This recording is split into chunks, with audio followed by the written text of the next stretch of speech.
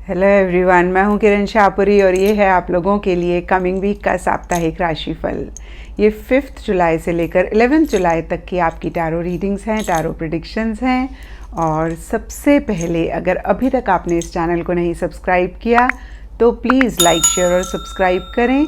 इसके साथ साथ अगर आप डेली टैरो रीडिंग में इंटरेस्टेड हैं तो आप मेरा इंस्टा पेज भी विज़िट कर सकते हैं, जिसका लिंक आपको नीचे डिस्क्रिप्शन बॉक्स में मिल जाएगा। और दूसरी बात, इस रीडिंग को आप किसी भी साइन के हिसाब से देख सकते हैं। Sun sign, moon sign, ascendant या फिर नाम के हिसाब से भी राशियां होती हैं। आप उसके अकॉर्डिंग भी इस रीडिंग को देख सकते हैं। और अगर आप मुझसे पूछेंगे तो मैं आपको यही कहूँगी कि जिस साइन को आप अभी तक फॉलो करते आ रहे हैं या फिर जिस साइन के हिसाब से आप अभी तक अपनी रीडिंग्स को सुनते आ रहे हैं, देखते आ रहे हैं, आप उसी साइन को फॉलो करें। तो चलिए जी, शुरू करते हैं कमिंग वीक का साप्ताहिक राशिफल। तो चलिए कैप्रिकॉन्स, आप लोगों के लिए देखें कि कमिंग वीक क्या लेकर आ रहा है, क्या एनर्जीज़ हैं। तो आप लोगों के लिए प्रोफेशनल फ्रंट के लिए कार्ड्स हैं page of cups and conflict and defeat. और ये कार्ड्स कहते हैं कि इन जनरल या फिर प्रोफेशनल फ्रंट से रिलेटेड किसी एरिया में एक कॉन्फ्लिक्टिंग एनर्जीज़ रह सकती हैं। बहुत सारे थॉट्स हो सकता है किसी चीज़ को लेके चल रहे हैं। बहुत सारी, अगेन मैं कहूँगी, बातें चल रही हैं जहाँ पे क्लियरली आप चीज़ों को नहीं देख पा रहे हैं, क्लियरली आप चीज़ों को नहीं समझ पा रहे हैं। और अगर कोई आपको डिसीजन लेना है, चॉइस लेना है, तो भी आप क्लियरली वो डिसीजन, वो चॉइस नहीं ले पा रहे हैं। और हो सकता है अगेन इसी वजह से एक कॉन्फ्लिक्टिंग एनर्जीज़ हैं। नहीं तो देखिए, ये जनरल रीडिंग है तो सबके लिए यहाँ पे डिफरेंट रीजंस हो सकते हैं, लेकिन यहाँ पे कॉन्फ्लिक्ट के साथ डिफीट भी लिखा हुआ है। तो कुछ लोगों के लिए हो सकता है कि किसी लाइफ के एरिया में या स्पेसिफिकली, अगेन मैं कहूँगी, प्रोफेशनल लाइफ में आपने बहुत एफर्ट करा, बहुत मेहनत करी और कहीं इस वीक या तो आपको हार मिल रही है या फिर आपको ऐसे लग रहा है कि अब देखिए आपको सक्सेस नहीं मिलेगा, अब कहीं आपको हार मिल सकती है, जिसकी वजह से आप परेशान हो रहे हैं, जिसकी वजह से एक कॉन्फ्लिक्ट एनर्जीज़ हैं। तो देखिए कैप्रिकॉन्स, मैं आपको यही कहूँगी कि एट टाइम्स तो वाकई में हमें हार मिलती है। एट टाइम्स हम लगने को ही इतना बड़ा माइंड में बना लेते हैं कि पहले ही हम गिव अप कर देते हैं और पहले से ही हम परेशान होते हैं।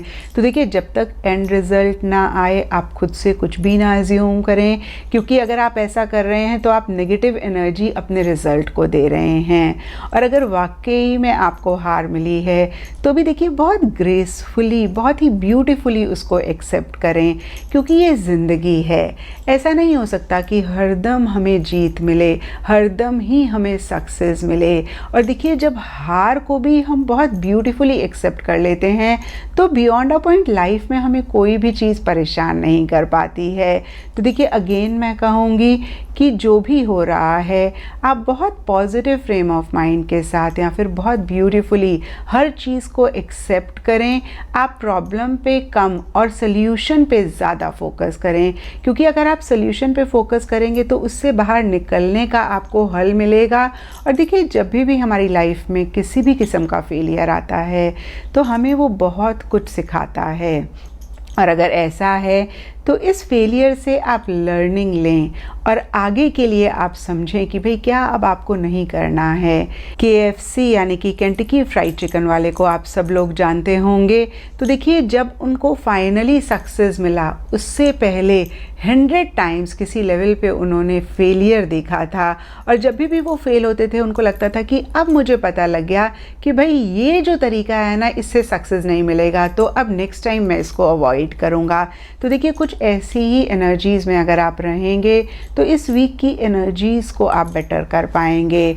और देखिए, यहाँ पे पेज ऑफ कप्स का कार्ड कहता है, हो सकता है कुछ लोग इसी चीज़ को लेके काफ़ी इमोशनल हो रहे हैं, काफ़ी सेंटिमेंटल हो रहे हैं। और इन जनरल के लिए पेज ऑफ कप्स का कार्ड कहता है, जो भी सिचुएशन है उसी से ही रिलेटेड कोई यंग इंसान है, फिज़िकली, मेंटली या फिर इमोशनली, जिनकी तरफ से इमोशनल सपोर्ट या फिर इन जनरल भी सपोर्ट, लविंग, केयरिंग एनर्जीज़ आपके लिए रह सकती हैं। और देखिए, यहाँ पे पर्सनल फ्रंट के लिए आप लोगों के लिए कार्ड्स हैं 8 ऑफ वॉन्ड्स एंड सॉलिट्यूड। तो देखिए, दोनों ही कार्ड्स एकदम से कॉन्ट्ररी एनर्जीज़ की बात करते हैं। एट ऑफ वॉन्ड्स का कार्ड स्पीड की बात करता है, मूवमेंट की बात करता है, और कहीं सॉलिट्यूड का कार्ड अकेले रहने की बात करता है, रुकने की बात करता है, पॉज लेने की बात करता है। तो देखिए यहाँ पे सबके लिए थोड़ा थोड़ा डिफ़र कर सकता है, लेकिन ब्रॉडली स्पीकिंग हो सकता है सरफेस लेवल पे चीज़ें बहुत तेज़ी से आगे बढ़ रही हैं, स्पेशली अगर पीछे चीज़ें अटकी हुई थी फिज़िकल, मेंटल, इमोशनल लेवल पे, तो एक मूवमेंट आ सकती है। कुछ लोगों के लिए हो सकता है या तो आप ट्रैवल कर रहे हैं या फिर ट्रैवल रिलेटेड प्लानिंग है। कुछ लोगों के लिए हो सकता है अगेन मैं कहूँगी मेंटली इमोशनली किसी चीज़ में अटके हुए थे, निकल नहीं पा रहे थे, तो इस वीक कहीं उससे निकल भी रहे हैं और कुछ चीज़ें फाइनलाइज होती हुई दिख रही हैं, कुछ चीज़ें अपने एंड, अपने कंक्लूजन की तरफ जाती हुई दिख रही हैं।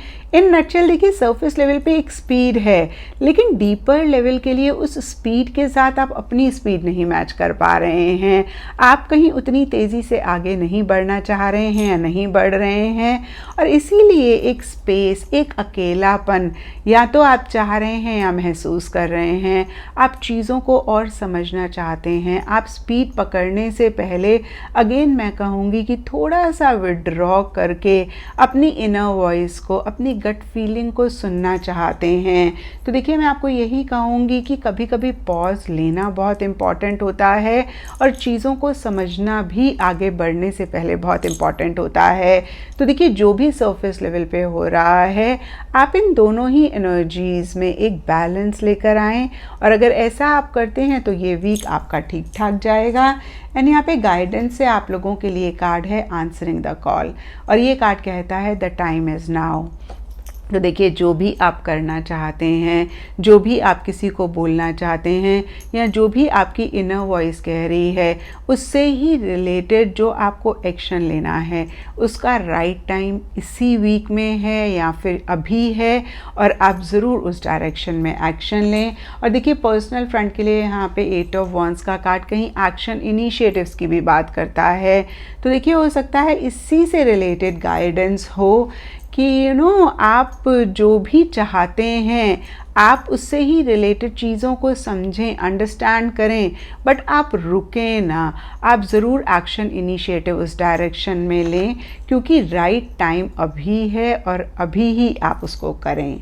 एंड एस्ट्रोलॉजी से आप लोगों के लिए कार्ड है मार्स, एंड इसके हिसाब से रेड कलर आप लोगों के लिए लकी रह सकता है, एंड जो दिन सिग्निफिकेंट रहेगा वो है ट्यूसडे। तो ये था कैप्रिकॉन्स आप लोगों के लिए कमिंग वीक का साप्ताहिक राशिफल, और नीचे मुझे कमेंट सेक्शन पे ज़रूर बताएं कि ये कितना आपके साथ रेजोनेट किया, कितना आप कनेक्ट कर पाए।